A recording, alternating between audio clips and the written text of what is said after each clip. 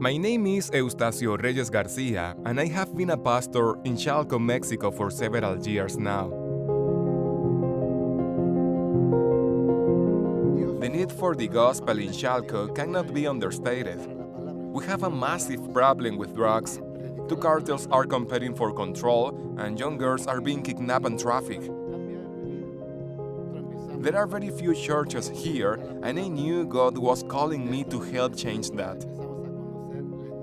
I knew how to share my faith, but I wanted to know how to truly make disciples that made disciples. I heard from a friend about something called the Timothy Initiative.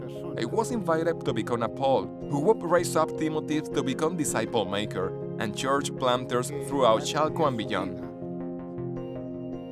One of the first people I thought would make a great disciple maker was a man in my church with a very rough past named Amadeo.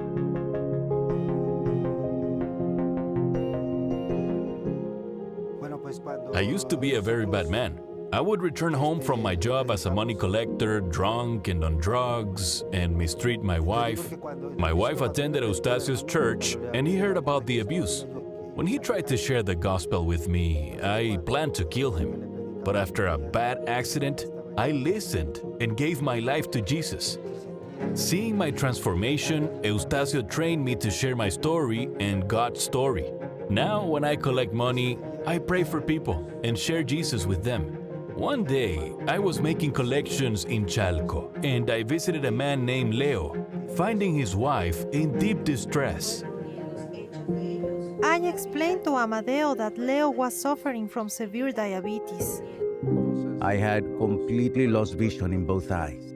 I could no longer walk, and my daily headaches were so bad I couldn't do anything. I couldn't work, and my wife had to quit her job to be at home taking care of me. I was utterly depressed and without hope. The next day, Amadeo and Eustacio came by and started sharing with me about the power of God to heal my body.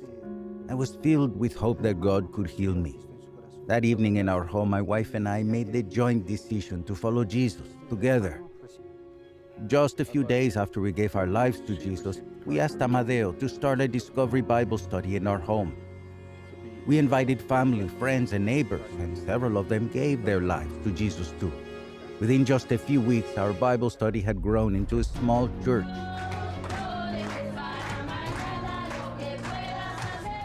Because Edith and I were no longer working, we had to find something that would support our family. God, in all His goodness, opened the door for us to start a shop on the main street through our town. Now we share our story and God's story with everyone, and we're a shining light for Jesus in our community. On top of all that, God has restored much of my sight.